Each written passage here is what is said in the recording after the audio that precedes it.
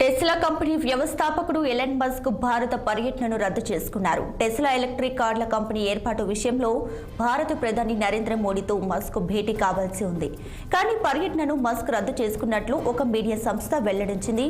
ఇండియాలో కార్ల ప్రాజెక్టుపై మస్క్ ప్రకటన చేస్తారని కొన్నాళ్లుగా ఊహాగానాలు షికారు చేశాయి.